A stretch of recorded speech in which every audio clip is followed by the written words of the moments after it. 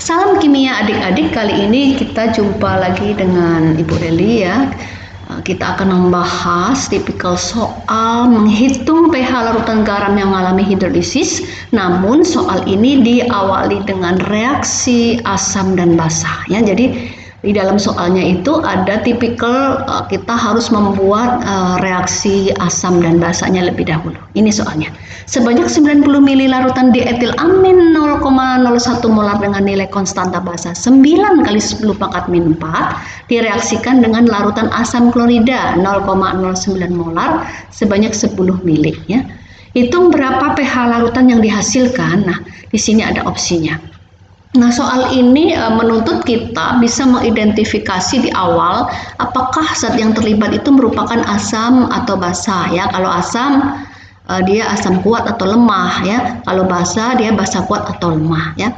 Nah, ini langkah awal yang dilakukan ya. Dietilamin dengan nilai konstanta basa sekian, karena ada konstanta basa, maka kita bisa menyimpulkan bahwa dietilamin itu adalah basa lemah. Sementara asam klorida ya, asam klorida di sini adalah termasuk 7 asam kuat ya, sehingga asam klorida adalah asam kuat. Berarti pada soal ini kita nanti akan membuat reaksi antara dietilamina dengan asam klorida.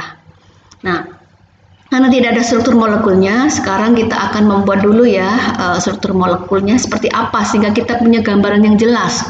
Bagaimana reaksi kimia yang setara, membuat persamaan reaksi kimia yang setara sehingga tidak ada kesalahan koefisien reaksi yang nanti akan mempengaruhi hitungan mol pada setiap spesies yang terlibat ya. Nah, kita buat ya adik-adik. Nah, di etilamin ini adalah ada kata amil nih. Amin ini adalah gugus fungsi senyawa organik turunan amoniak ya. Amin kita buat. Nah, amin ini berikatan dengan 2 gugus etil, makanya dibilang dietilamin ya. Dietilamin ini aminnya dulu kita buat seperti ini. Ya, kemudian ada etilnya ya, ini etil, kanan kiri etil ya, tuh. Nah, hidrogen memiliki 5 elektron valensi sehingga kita buat sini PEB-nya ada 1 pasang. Nah, ini kita reaksikan dengan asam klorida ya.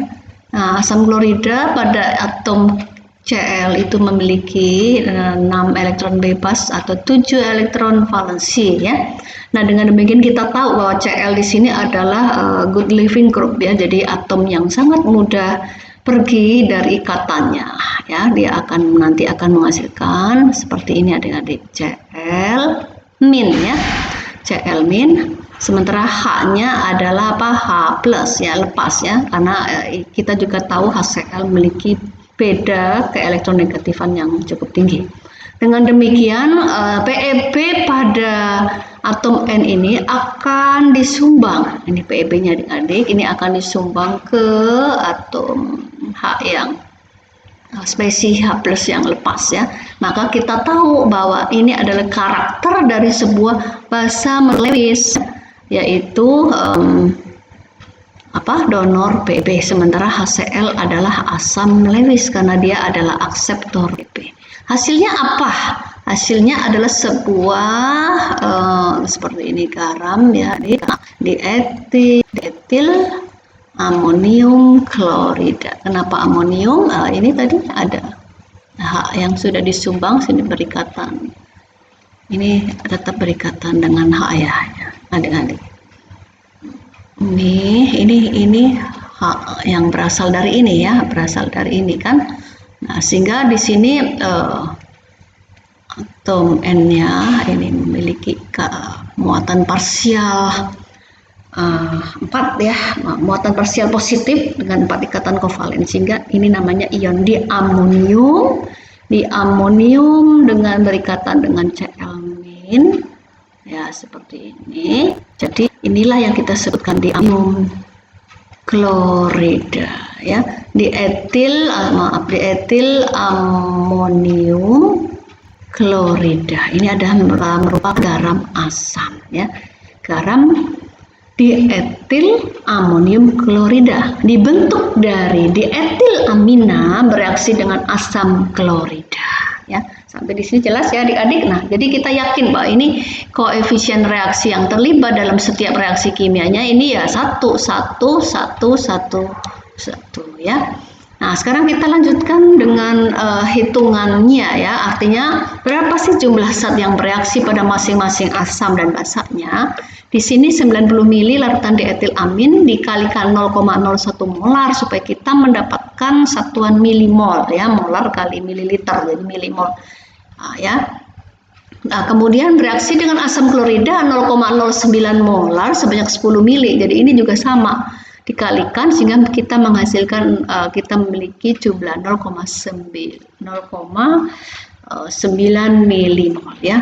Nah, kita buat lagi adik-adik. Nah, kita ulang lagi di sini.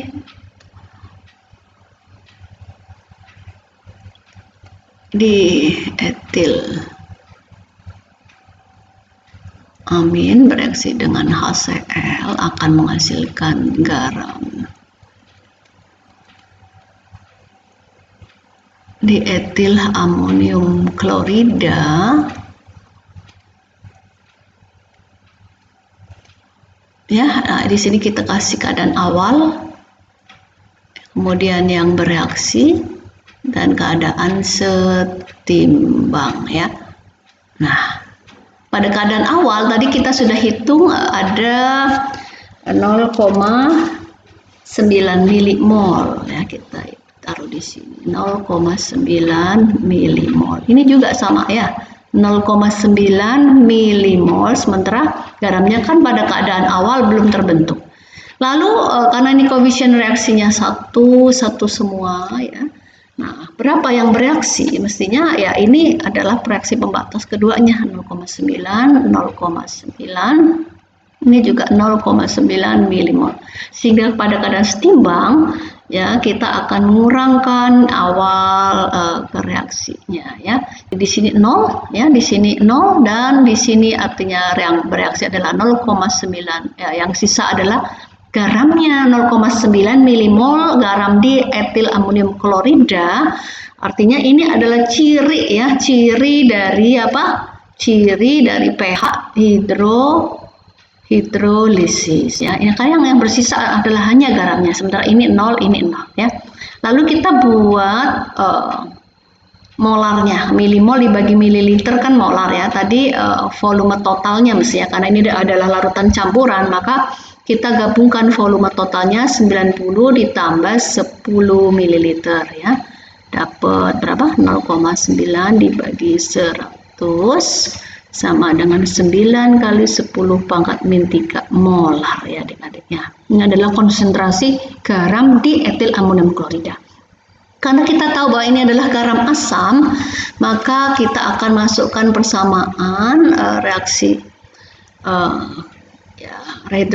hidrolisis garam asam. Maka untuk menghitung konsentrasi ion hidrogennya adalah akar dari K water per K basa ya, kali konsentrasi garamnya.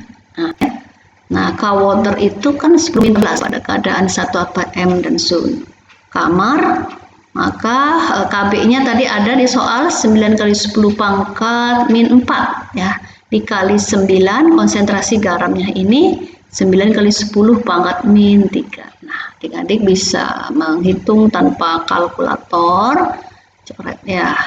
10 pangkat min 10 kali 10 pangkat min 3 berarti akar dari 10 pangkat min 13 berarti 10 pangkat min 6,5 molar ya. Maka di sini pH adalah min logaritma 10 pangkat min 6,5. Ini 6 adik-adik. Berarti pH-nya berapa? 6,5 ya. Nah, kita bisa mengambil atau memilih opsi yang mana adik-adik ya? Yang ini, yang B ya, yang B, yaitu jawabannya adalah 6,5. Terbukti ya bahwa ini adalah garam yang mengalami hidrolisis parsial dan merupakan garam asam dengan pH 6,5.